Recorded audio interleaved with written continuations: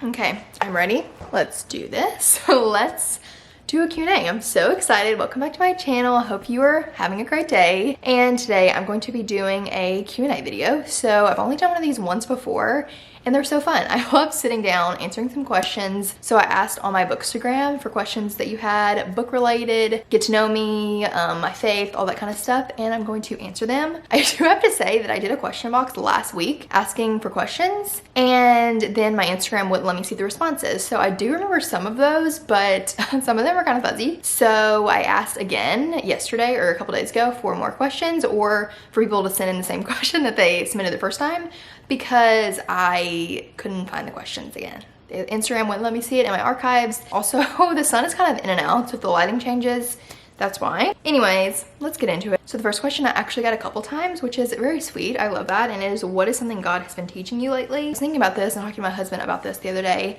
And honestly, I feel like what really God has been teaching me is that he will move. Like when we make room for him to move, he will move. Sometimes I feel like we go and, you know, we go about our day, we read our Bible really quick and then just move on. And we're like, why isn't God moving?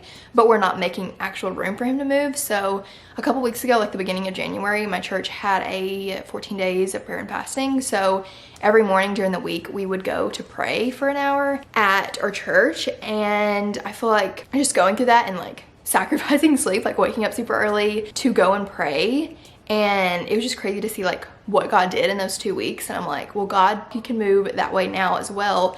Am I making room for him too? So I don't know, I was just thinking about that, and I want to be the person that's making room for him to move. I want to like have a set time in my day where he is like speaking to me, and I do think he can speak to you in a lot of different ways, like prayer, worship, reading your Bible, but I do think like specifically setting time for him and be intentional about it, sacrificing sleep, sacrificing your time, sacrificing something else that you wanted to do, and instead praying to God, like fasting and sacrificing a meal or multiple meals to pray and seek after God. So it's like, oh, God isn't moving. I'm like, well, am I doing anything to see him like speak into my life? Am I doing anything where he would speak to me? Does that make sense? Like if I'm not reading my Bible, why am I sitting there saying, oh, God's not speaking to me? And I'm like, well, am I making any area room for him to speak to me? I'm not reading his word, I'm not praying. You know what I mean? So that's kind of what I'm learning and being challenged by, because I needed that. I'm like, oh, okay, well, I need to actually make room for God to move. So, and that doesn't mean God's going to always answer your prayers in a yes or in what you want him to do, but I feel like you can hear him more clearly when you drown out all the noise of everything else around you. Like if all you're listening to is the world, like you can't hear him. Like he's probably speaking to you, but you just can't hear him because you drowned him out with the world's noise. So does that make sense? Anyways, another one is from the first question box. I remember someone asked this, and it is, what are you currently studying? So I'm currently studying the book of Luke. So we're reading it as a church. So I am reading that with them, but I also have been going through the book Good Boundaries and Goodbyes by Lisa Turkhurst, and I'm really, really enjoying it. I think it's so good, so challenging, and like something I really needed to hear. I'm like learning so much in this book. So I've been reading that as well, and just learning about boundaries. That's pretty much what it's about. It's about boundaries and how God did have boundaries, and that setting boundaries with someone isn't a bad thing. It's actually a good thing. It's a godly thing. I'm really enjoying that book, and obviously the book of Luke. I've read Luke multiple times and it's so good. So it's basically just about Jesus's time on earth. It's Matthew, Mark, Luke, and John are all about Jesus' time on earth. I don't remember exactly how the wording was, but I do remember this question in the first question box, and it is my favorite quality or favorite characteristic about God.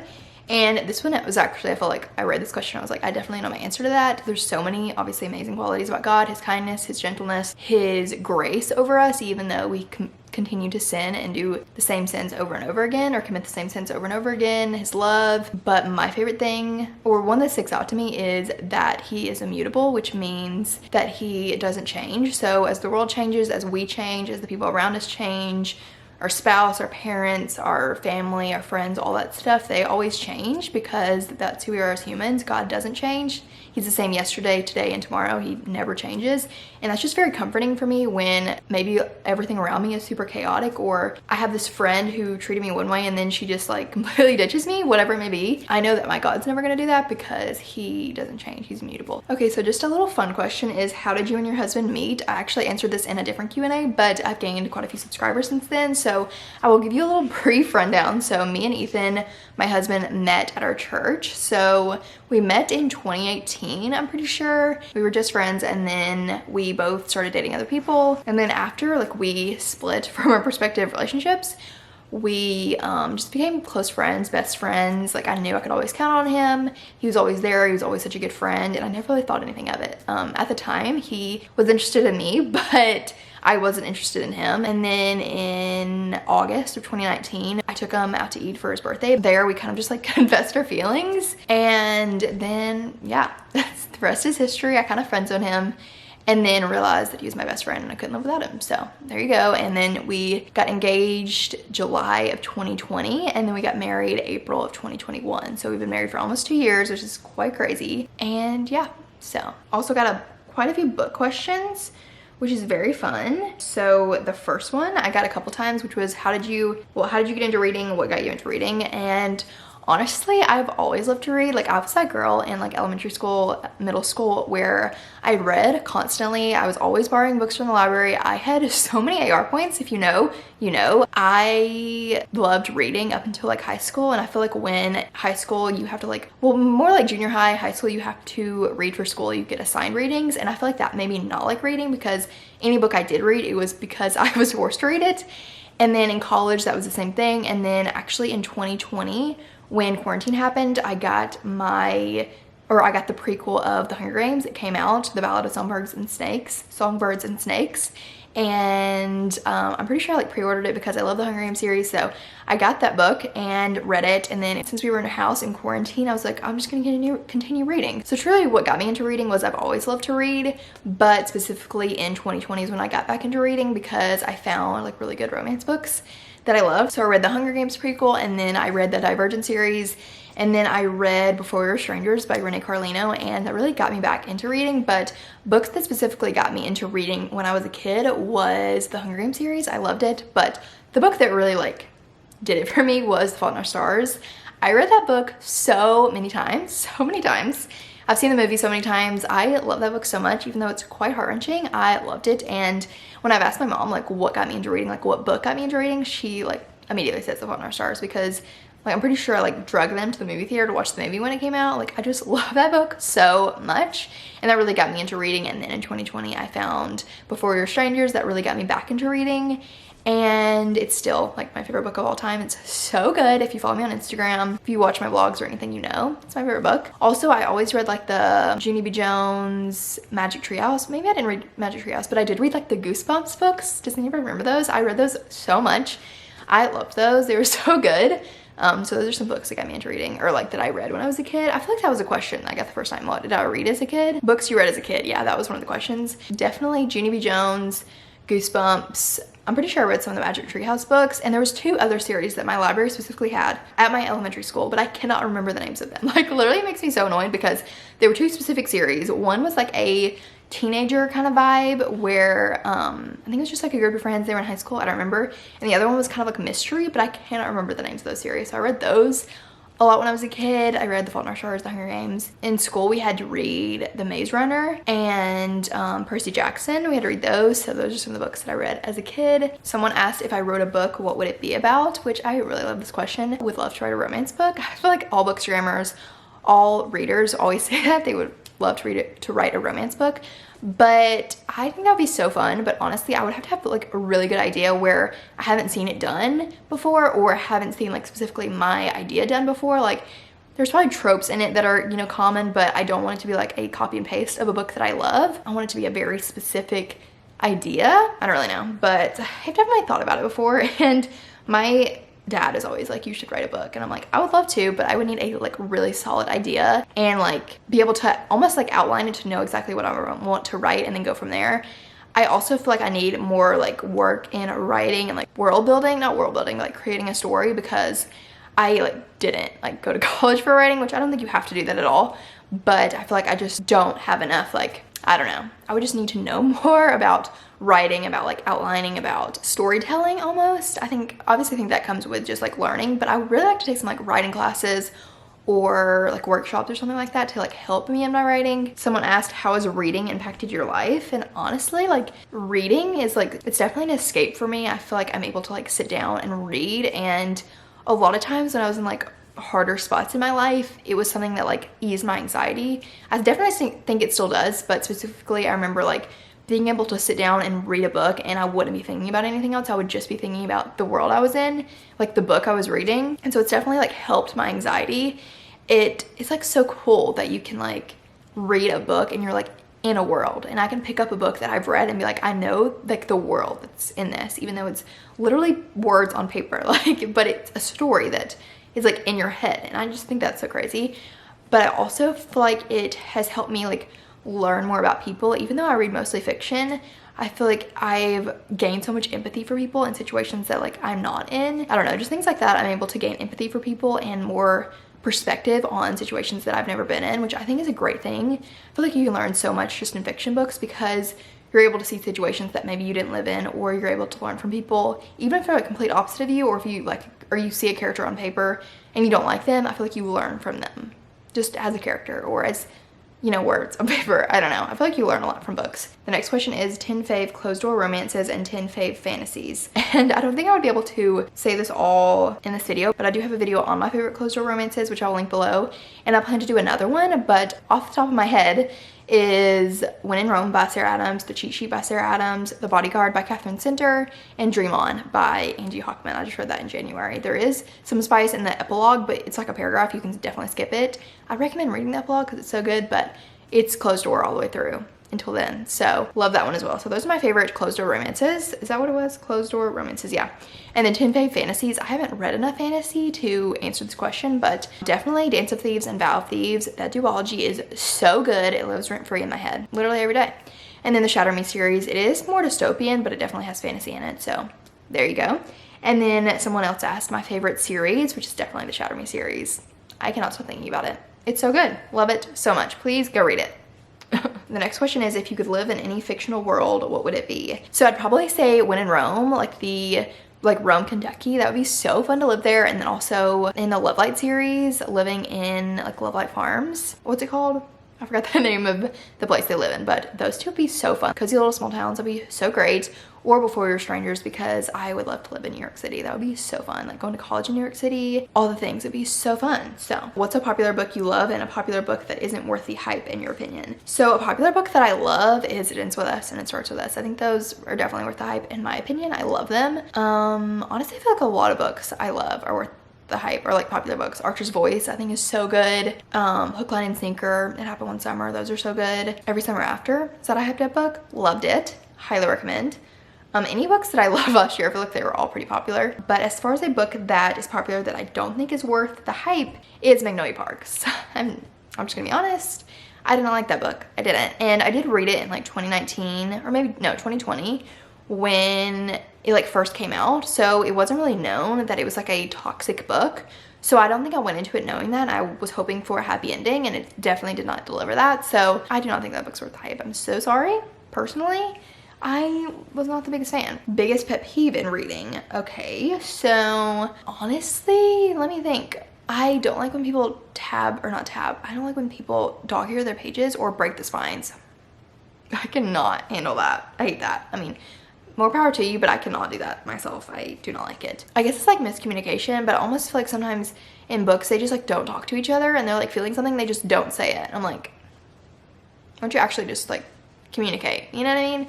Like people are just not good at communicating. Oh, also, this is not a big pet peeve in reading, not necessarily in reading, but it's when you go look at a book on Goodreads and someone spoiled the plot in their review and didn't put spoilers. I'm like, that was not in summary and you just ruined the book for me. So that is annoying. I hate that. So alrighty, next. This question is so good and something I've been wanting to talk about, and it is, how does your faith impact your reading of romance books, if at all? And I think that's a very good question because it's pretty known if you watch my channel that I do read books with spice. And honestly, I feel like this really depends on the person, because if you are a Christian and you're reading books like romance books, most of them do have spice. And I really think it's like up to the person and your convictions. Like I personally feel like okay reading them. I think I can read them and just like skim over it and it not affect me at all. But I feel like if you're someone who struggles with lust or struggles with porn or something like that, that reading spicy scenes would be difficult or would be like a temptation for you, and I wouldn't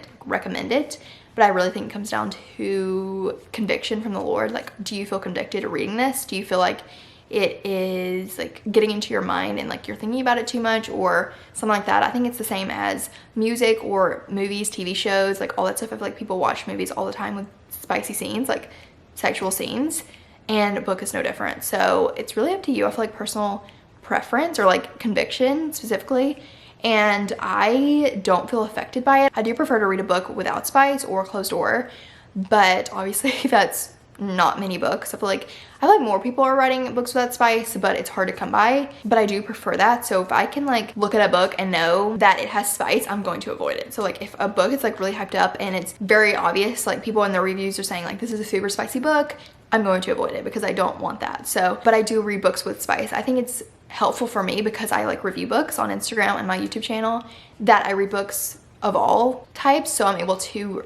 say in my review, this book has spice, this book doesn't have spice, the spice is minimal, blah, blah, blah. I'm able to say it in my review. I am okay with spice if there's emotional depth, but if it's just literally all spice and no plot, I'm like, what's the point? You know what I mean? So it really just depends on the book. But if I know it has a lot of spice, I do avoid it. But if a book does have spice, a little bit of it, I'm like okay with reading it. I just like skim over it and it doesn't really affect me, but it really is up to like the person. So yeah, kind of my thoughts on it as a Christian. Some Christians don't want to read spice at all and they prefer like none, which that I do prefer that, but I will read books with spice. So that answers your question. I thought it was a really good question and something I want to talk about because I think it's something that not many people talk about. I don't know. I've never talked about it, so I wanted to do that. Top 5 books of 2022. I actually did a video on my top 10 books of 2022, but I will like look at my notes to find my top 10 books. Number 1 is Yours Truly by Abby Jimenez. Number 2 is Vow of Thieves by Mary E. Pearson. Number 3 is the Shatter Me series, specifically Ignite Me by Tahira Mafi. Number 4 is Hook, Line, and Sinker by Tessa Bailey. That is a book that I really love that does happen to have spice, quite a lot of it actually, but I just love the story so much that it was worth it for me. And then number 5 is It Ends With Us and It Starts With Us by Colin Hoover. So those are my top 5 books of 2022. And next is Dream Job. So honestly, I would love to do YouTube and Instagram as my full-time job. That's the goal. I love doing it. I've been doing it for a couple of years. It's actually been 2 years since I started my channel, and I wouldn't keep doing it without getting paid if I didn't love it, because it does take up a lot of time. But my dream would be to like this be my full-time income. Right now, the majority of my income comes from photography, and I make a little bit here and there on YouTube, but pretty much I don't make much. So my dream job would be to do this because I love it so much. It's so fun. And I just feel like I can get out my creativity through YouTube and through Instagram. Like my bookstagram is so fun. And to like get paid to like talk about books, that's crazy. That'd be so fun. So, or just like to make videos in general, it'd be so fun. So anyways, I love doing photography, but YouTube would be like my dream job, is to get paid for it. And like a full-time, you know, salary. One question is any books you won't read. So like I said, if I know specifically that the book is a lot of spice, I avoid it. I don't really like thrillers at all. A dark romance, I will not read that. If the book has like trigger warnings of sexual abuse or domestic abuse, like physical abuse, I try to avoid that because I don't like reading it. Horror books, definitely not gonna read that. Fantasy with too much gore, I'm probably not gonna read either. So those are some books that I won't read. I feel like I'm pretty open with the books I like. Next question, I think this is the last one, is tips on having a consistent photo theme / feed and location and setup of photos. I did a whole video on my bookstagram, like how I take photos, my presets, all that stuff, and I'll link it below if you want to watch it. But tips on having a consistent theme would be to have a specific preset or way you edit each photo. So I use the same preset on all my photos, so it makes them obviously look the same, but also like using similar backgrounds. So for me, I live in this house obviously, so I will use my couch, my bed, the wall, anything like that that's like neutral, because it's kind of the vibe I'm going for is neutral with pops of color. So I feel like creating a consistent theme is using the same presets and also using similar colors and backgrounds. Like I can put the same preset on my photo of my book on the couch and the book outside with the leaves, and it's gonna look completely different because my vibe is lighter than the leaves would be outside. Does that make sense? So I did do like darker vibes in the fall, but I try to like have it be lighter and cozier, so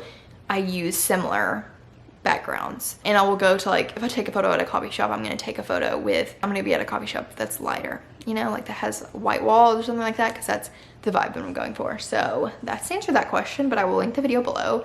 And then location and setup of photos. Honestly, I take most of my photos in my house, which is probably annoying for some people that might not have like a whole house they can take photos in, or if the lighting specifically isn't good, whatever it may be. I try to take photos in direct sunlight, and if it's super gloomy outside, that is very hard to do. So I usually don't take photos on like a gloomy day. Right now, I don't know if you can tell, but it's super gloomy outside, so I probably would not take a photo today because the photo's just not going to be as bright as I want it to be.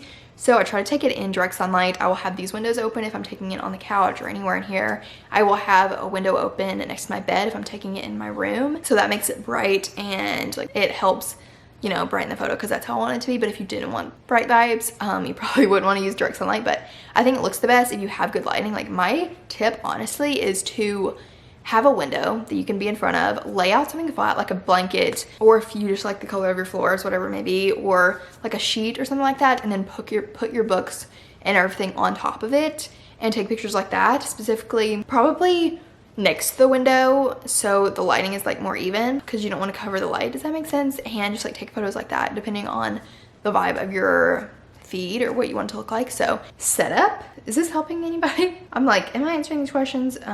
Setup of photos.